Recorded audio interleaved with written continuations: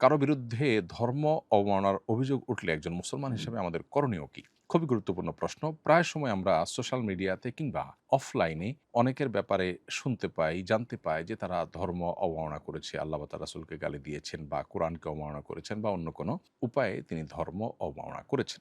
এই ধরনের অভিযোগ কারোর ব্যাপারে যদি উঠে, তাহলে সাথে সাথেই আমরা সেটাকে বিশ্বাস করে ওই ব্যক্তির বিচারের ভার নিজের কাঁধে তুলে নেওয়ার কাজটি আমাদের জন্য মোটেও সমীচীন হবে না। ইসলাম একজন মানুষ সম্পর্কে কোনো অভিযোগ উঠলেই সেটাকে যাচাই বাছাই করা ছাড়া বা সেটা প্রমাণিত হওয়া ছাড়া কোনো অবস্থান গ্রহণ করতে আমাদেরকে অনুমোদন করেন। আল্লাহ সুবহানাহু ওয়া তাআলা বলেছেন, ওয়ালা তাকফু মা লাইসা লাকা বিহি ইলম। যে বিষয়ে তুমি নিশ্চিতভাবে জানো না, সে বিষয়ে কোনো অবস্থান গ্রহণ করতে যাবে না। আল্লাহ সুবহানাহু ওয়া তাআলা আরো বলেছেন যে, কোনো ফাসিক যদি তোমাদের কাছে কোনো সংবাদ নিয়ে আসে, ফাতাবাইয়ানু, তাহলে সেই সংবাদ তোমরা যাচাই করবে, সেটার সত্যতা নিশ্চিত হওয়ার চেষ্টা করবে, পরখ করে দেখবে। যদি না করো তাহলে সেক্ষেত্রে তোমরা অন্যের কথায় এমন কিছু করে বসতে পারো যেটা তোমাদেরকে ক্ষতির মুখে ফেলতে পারে। এই ঘটনা আমাদের দেশে প্রায় ঘটে। অর্থাৎ ধর্ম অবমাননার অভিযোগ উঠেছে আর আমরা সংক্ষুব্ধ হয়ে সেই অভিযুক্ত ব্যক্তিকে পিটিয়ে মেরে ফেলেছি, কখনো পুড়ে ফেলা হয়েছে। এ ধরনের ঘটনা শোনা যায়, যেটা খুবই দুর্ভাগ্যজনক একটি বিষয়। আমাদের সকল মুসলিমদের এই বিষয়টি জানতে হবে যে কোনো ব্যক্তির সম্পর্কে অভিযোগ উঠলেই আমরা সংক্ষুব্ধ হয়ে তার উপর চড়াও হওয়া এবং তাকে পিটিয়ে মেরে ফেলার এই রাইট বা সুযোগ ইসলাম আমাদের জন্য রাখেনি। বরং এ বিষয়টি আসলে তিনি ঘটিয়েছেন কিনা বা তিনি কি বলেছেন সেটার বিচার বিশ্লেষণ করা পর্যন্ত আমাদেরকে অপেক্ষা করতে হবে। একটা মানুষের জীবনের মূল্য অনেক। অতএব কোনো অভিযোগ উঠলেই হতে পারে কেউ পরিকল্পিতভাবে তার নামে মিথ্যা অভিযোগ তুলেছে। হয়তো তিনি যা বলেছেন তার মধ্যে রংসং দিয়ে সেটাকে উপস্থাপন করা হয়েছে। হয়তো কেউ শত্রুতা উদ্ধার করবার চেষ্টা করছে। হয়তোবা তিনি যে বলেছেন সেটার পেছনের অন্য কোনো ঘটনা থাকতে পারে। তার ওজরের কোনো জায়গা থাকতে পারে। এক কথায় কোনো ব্যক্তির বিরুদ্ধে ধর্ম অবমাননার অভিযোগ উঠলেই আমরা তাকে অপরাধী মনে করা এবং অপরাধী মনে করে তাকে বিচারের কাজ নিজের কাঁধে তুলে নিয়ে আমরা তার উপর চড়াও হওয়া, এটা উচিত নয়। নবী করিম সাল্লাল্লাহু আলাইহি ওয়াসাল্লাম তার কাছে যখন সাহাবায়ে কেরাম অনেক সময় জিজ্ঞাসা করতেন, হে আল্লাহর রাসূল, অমুকে এই কথা বলেছে, এই কাজ করেছে, যার ফলে আমার মনে হয় তার মৃত্যুদণ্ড হওয়া উচিত। আপনি আমাকে কি অনুমতি দিবেন? আমি তার গর্দান উড়িয়ে দিব। এখানে দেখা যায় যে নবী করিম সাল্লাল্লাহু আলাইহি ওয়াসাল্লাম মদিনা রাষ্ট্রের বিচারিক প্রধান হিসাবে তার অনুমোদনের অপেক্ষা করতেন সাহাবায়ে কেরাম। এ ধরনের ঘটনায় বা এ ধরনের আর্গুমেন্টের ক্ষেত্রে নবীজি কখনো কাউকে পারমিশন দিয়েছেন এমনটা সচরাচর দেখা যায় না। এখান থেকে বোঝা যায় যে সাহাবীরা পর্যন্ত নিজের বিচারে কেউ মৃত্যুদণ্ডের উপযুক্ত মনে হলেও নিজে মৃত্যুদণ্ড সরাসরি কার্যকর না করে নবী সাল্লাল্লাহু আলাইহি ওয়াসাল্লামের অনুমোদনের অপেক্ষা করতেন এবং তার কাছ থেকে পারমিশন নিতেন। এখানে কিন্তু একটা শৃঙ্খলা বোধের শিক্ষা আমরা পাই। বিধায় কোনো ব্যক্তির বিরুদ্ধে ধর্ম অবমাননার অভিযোগ উঠলেই তাকে অপরাধী মনে করা এবং তার বিচারের ভার নিজের কাঁধে তুলে নিয়ে তার উপর চড়াও হওয়া, তাকে পিটিয়ে মেরে ফেলা কোনো অবস্থাতেই আমাদের জন্য জায়েজ নয়। বরং আমাদেরকে এটি প্রমাণিত হওয়া পর্যন্ত অপেক্ষা করতে হবে এবং শান্তভাবে অত্যন্ত ধৈর্যের সাথে এ ধরনের পরিস্থিতিতে আমাদেরকে সিদ্ধান্ত গ্রহণ করতে হবে। অপরাধের মাত্রা অনুসারে তার বিচার এবং শাস্তি নিশ্চিত করতে হবে। নির্দোষ যদি প্রমাণিত হয় তাহলে সেক্ষেত্রে তাকে কোনো শাস্তি দেওয়া যাবে না। এই বিষয়টি আমাদেরকে প্রত্যেকটা মানুষকে খেয়াল রাখতে হবে।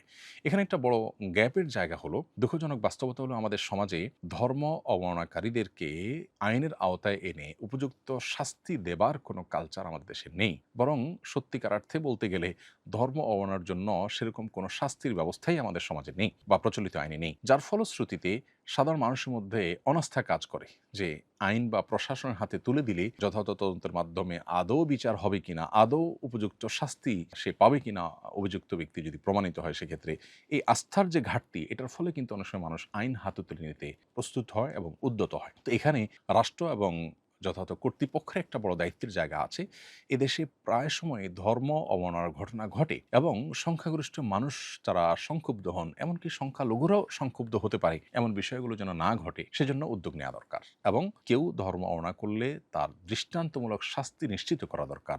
সুতরাং ধর্ম অবমাননার ব্যাপারে কঠোর আইন এবং সে আইনের যথাযোগ্য প্রয়োগ, এটি সাধারণ মানুষকে আইন হাতে তুলে নেওয়ার ব্যাপারে নিরুৎসাহিত করতে পারে। আমি আশা করব যে এই ব্যাপারে রাষ্ট্র এবং যথাযথ কর্তৃপক্ষ তারাও দায়িত্বশীলতার পরিচয় দিবেন। একদিকে আমাদের সাধারণ মুসলমানদেরকে যেমন দায়িত্বশীলতার পরিচয় দিতে হবে, অপরদিকে সংশ্লিষ্ট কর্তৃপক্ষ তাদেরও এই বিষয়গুলোকে যথাযথভাবে নিরসন করবার জন্য সদিচ্ছা তাদের থাকতে হবে এবং যথাযথ উদ্যোগ থাকতে হবে, যাতে করে সাধারণ মানুষের আস্থার কোনো ঘাটতি না থাকে। আমরা সাধারণত রাস্তায় ভ্যান বা সাধারণ দোকান থেকে নন ব্র্যান্ডেড কাজল, লিপস্টিক সহ বিভিন্ন কসমেটিক্স ব্যবহার করি, যেগুলোর উপাদান সম্পর্কে জানা সম্ভব হয় না। আবার হালাল সার্টিফিকেট যুক্ত ব্র্যান্ডের কসমেটিকের দাম বেশি হওয়ায় সেগুলো সবার পক্ষে কেনা সম্ভব হয় না। এ অবস্থায় সাধারণ কসমেটিক্স ব্যবহার করা কি শরীয়তসম্মত হবে?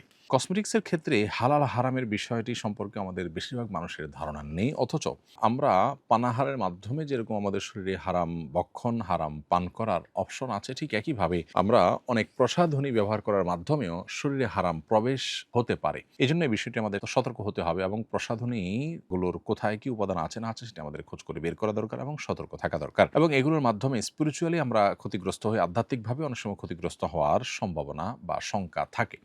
এই জন্য এই বিষয়গুলোকে খুব সিরিয়াসলি আমাদের দেখতে হবে। যে সমস্ত ইহুদি কোম্পানিগুলোর তালিকা আমরা বিভিন্ন মাধ্যমে পাই, আমরা দেখতে পাই সেখানে ফুড আইটেমের চাইতেও বরং যে কোনো আইটেমের চাইতে তাদের সবচেয়ে বেশি বিজনেস হয়ে থাকে সচরাচর এই ধরনের ইস্যু, অর্থাৎ আপনার প্রসাধনী রিলেটেড বিষয়গুলো নিয়ে তারা কাজ করেন সবচেয়ে বেশি। তো এই জন্য আমাদেরকে এই বিষয়গুলোতে অনেক বেশি সতর্ক থাকতে হবে। যদি আপনি আপাতদৃষ্টিতে হারাম কোনো কিছু আছে বলে সেখানে দেখতে না পান, তাহলে সেক্ষেত্রে এটি আপনার জন্য মৌলিকভাবে ব্যবহার করা জায়েজ আছে, কিন্তু কি আছে না আছে সেটি বিশেষ করে সন্দেহ যখন হবে, মালিক বা প্রতিষ্ঠান অমুসলিম কোনো কান্ট্রি থেকে উৎপাদন করছে, সেখানে সম্ভাব্য কোনো হারাম থাকতে পারে, এরকম যদি মনে হয় এবং সেটা আপনার জানা না যায়, তাহলে অ্যাভয়েড করতে পারলে সেটা অবশ্যই তাকওয়ার দাবি। যে মানুষ যে স্থানে মৃত্যুবরণ করে সে স্থানের মাটি দিয়েই তাকে তৈরি করা হয়েছিল, এই বিশ্বাস কি ইসলাম সম্মত? মুস্তাদরাকে হাকিমে আবু সাঈদ খুদরি রাদিয়াল্লাহু তাআলা থেকে একটি হাদিস বর্ণিত হয়েছে যে নবী সাল্লাল্লাহু আলাইহি ওয়াসাল্লাম একবার এক ব্যক্তির জানাজা পড়ে একটা কবরের পাশ দিয়ে যাচ্ছিলেন। তিনি জিজ্ঞাসা করলেন, এটি কার কবর? সাহাবীরা উত্তরে বললেন, এটি অমুক ইথিওপিয়ান মানুষের কবর। তখন নবী সাল্লাল্লাহু আলাইহি ওয়াসাল্লাম বলেছেন, লা ইলাহা ইল্লাল্লাহ, আল্লাহ ছাড়া সত্যিকার কোনো মাবুদ নাই। তিনি যেই মাটি থেকে তৈরি হয়েছিলেন সেই মাটিতেই আবার তিনি ফিরে এসেছেন। এই হাদিসের ব্যাখ্যা অনেকে বলেন যে কেউ কোনো মাটিতে দাফন হলে তিনি মূলত এই মাটি থেকেই তৈরি হয়েছেন বা তার মূল উপাদান সেই মাটি, এটা এখান থেকে বোঝা যায়। আবার এর একটা ব্যাখ্যা এটাও যে মানুষ মাটি থেকে তৈরি এবং আবার সেই মাটিতেই মানুষকে ফিরে আসতে হয়। অতএব একটা ব্যাখ্যার আলোকে যেহেতু এটি বলার সুযোগ আছে, অতএব এটাকে ইসলামসম্মত বিশ্বাস বা ধারণা বলা যেতে পারে। রাস্তার বিদ্যুৎ টেনে ব্যাডমিন্টন খেলছি কয়েক বছর ধরে, আনুমানিক হিসাবে প্রায় 4,000 টাকা বিল আসে, করণীয় কি? উত্তর হলো যে আপনি যেখান থেকে বিদ্যুৎ টেনেছেন সেখানে আপনাকে টাকাটা ফেরত দিতে হবে সংশ্লিষ্ট প্রতিষ্ঠানে। রাস্তার বিদ্যুৎ বলতে যে কোম্পানির বিদ্যুৎ, সেই কোম্পানির বিদ্যুৎ যদি আপনি নিয়ে থাকেন, সেই কোম্পানিতে কোনোভাবে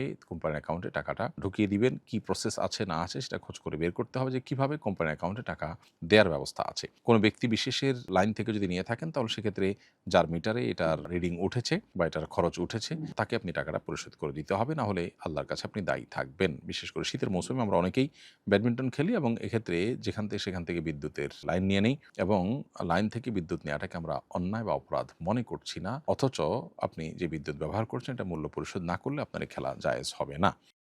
আসুন্নাহ ফাউন্ডেশন, উম্মার স্বার্থে সুন্নাহর সাথে।